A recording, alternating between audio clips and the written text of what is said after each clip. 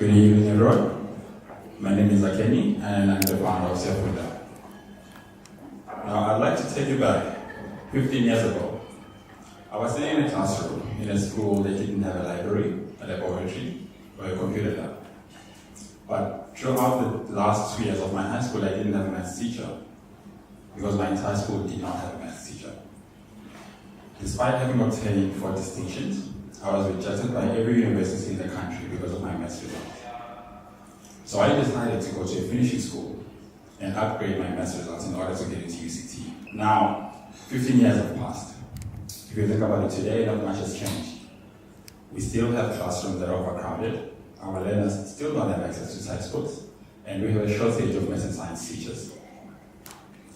On the flip side, what you find is that out of about 3.5 million high school students in South Africa, about 76% of them have access to a mobile device. We're going through a transition in South Africa where we're truly transitioning into a paperless classroom, where learners are starting to use their mobile devices, tablets, to aid in the learning process. So at Syafunda, we believe that the future of learning is really in integrating the best classroom experience into a digital device. So we work with some of the best teachers in the country to develop digital content. So this content is basically in a localized context. So through these teachers, what we do is we break down the language barrier. We're using the Department of Education principle of 80-20. We're able to explain terms so that kids who are using English as a second or third language are able to interact with the content.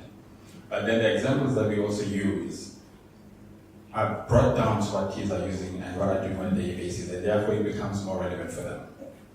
What we've also done is develop content for teachers, because what we find is that it's great to develop students, but also if you want to create a systemic change in a sustainable system, therefore you need to include the teachers in the development plan. So what we've done is created a teacher section where we provide teachers with supporting material like digital lesson plans, teacher guides, as well as curriculum coverage trackers. So through our platform, students are able to access not only maths and science, because it was important for us that learners are able to access content that will help them not only in high school, but beyond high school, and actually give them the practical skills to be able to create. One of the biggest problems that we face is that there's a lot of content out there, but we have really bad internet infrastructure in South Africa, particularly in rural and country schools. But also, when you're talking about rich media content like video, software, as soon as you put a lot of students in one connection, it crashes or it slows down, so it's still very hard to transmit and distribute content. So what we did, we developed the Syafunda Digital Library, which is basically a server that we put into a location, like a school, a community center, or a library, which allows learners within 1 kilometer radius to be able to go in, and they can log in for free and download this material, because it's housed on this local server for free, without needing data or internet. So all they need is a digital device. But each of these servers is connected to a central server, which means in one click of a button, you can distribute a new textbook, communication to multiple schools, without having to cover the cost of printing and distributing material. Once the learner accesses our platform, they're able to register, create a profile. But what they're also doing, through every assessment that they're doing, they're building up a digital profile, which we then use as a way to identify students who are excelling in certain subjects, and then try to link those students to our central bursary application system. Now, sustainability was the key in creating this organization, because what we find is that a lot of programs start in the school, but as soon as the funder pulls out, or after a period of time, then the program simply dies. So we wanted to create something sustainable, and therefore, we are working with companies to establish a program as a rollout strategy to get into the schools. But once we are in the school, we're able to monetize this program by selling digital textbooks to schools, which means the learner, instead of paying about 300 rand for a book, they buy a 12-month license for 30% of the cost. But we're also able to pair students to universities and companies for scholarships, and therefore we generate revenue through that. In terms of our reach, we started this year with 47 schools, serving over 31,000 students. And we signed a deal with Old into an additional 23 schools. So we're going to be taking over the Kimberley and the Pinetown district, which means by the end of this year, we'll be reaching over 100,000 students. And then we've also created another partnership with the NCC, which will see us in a further 20 schools. And our goal this year is to get into our 100 schools.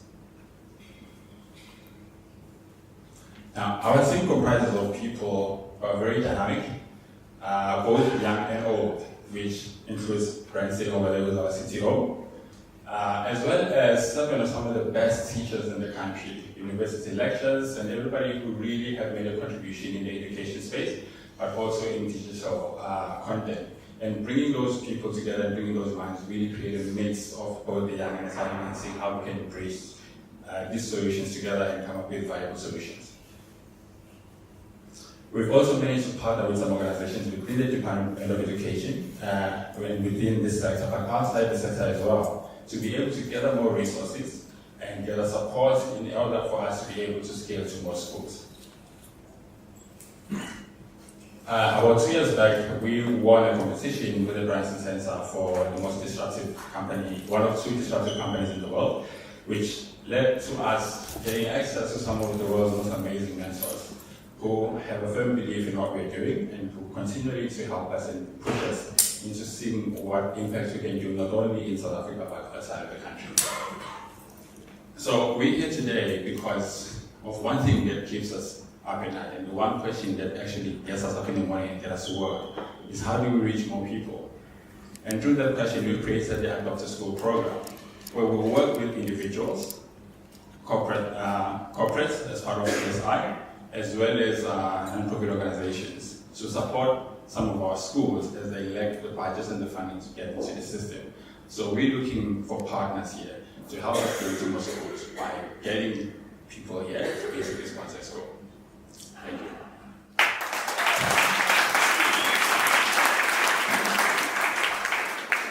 Are there any questions for Syafunda?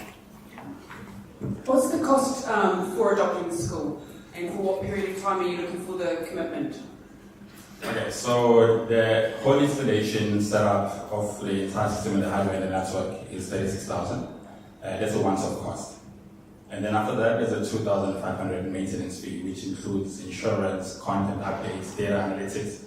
Because when you adopt a school on a monthly basis, we provide you with data on performance and improvement within the school. So we commit our clients over a 5-year period because of the adoption and integration into the school. But after that period of time, we've been able to integrate into the school and be able to commercialize everything else. So even after the 5 years, the system will continue operating in the school, but you just won't have to pay for it as a client. But it will still be your school and will still remain accountable to you. Zachariah Abdurrahman says, how do we generate revenue? Forget it.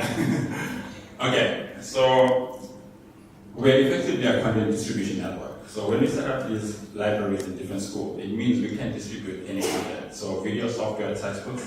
So how we generate revenue is one, through the data that we're collecting on a daily basis on each individual in the schools and each of the schools. So that data we share with the districts, with the departments, with circuits to help them better plan and design intervention programs. But also, currently we're developing a system, a textbook distribution system. As I mentioned earlier, that it's a 12-month license instead of buying and owning a textbook.